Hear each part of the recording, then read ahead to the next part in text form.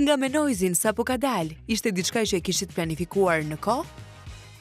Kënga me Noizin ishte një këngë që kishim vite që e mendonim të riktheheshim përsëri të dy, paçka se kësaj here kishim edhe Zerkën në këtë këngë. Sigurisht mendohet t'i bëjmë një klip, por e kemi regjistruar në shtëpinë e vllait të madh dhe ka qenë një surprizë shumë e bukur për mua që ta regjistroja këtë këngë. Ke deklaruar që mund të marrësh pjesë në festivalin e fundvitit. Sa seriozisht po e mendon këtë hap?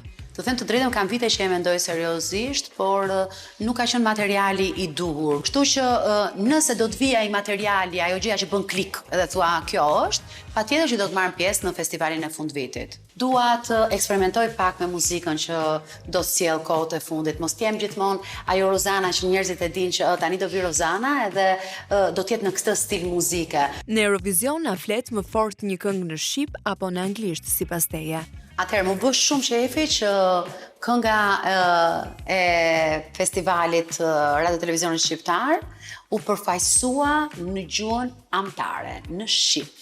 Ti përfaqëson vendin tënd Shqipërinë dhe sigurisht ajo që na përfaqëson më së miri është gjuha dhe flamuri.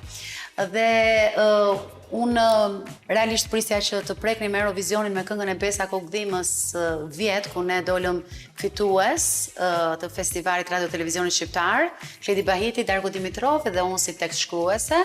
Fatkeqësisht është hera e parë që e them këtë, pasi kënga fitoi në këtë kompeticion.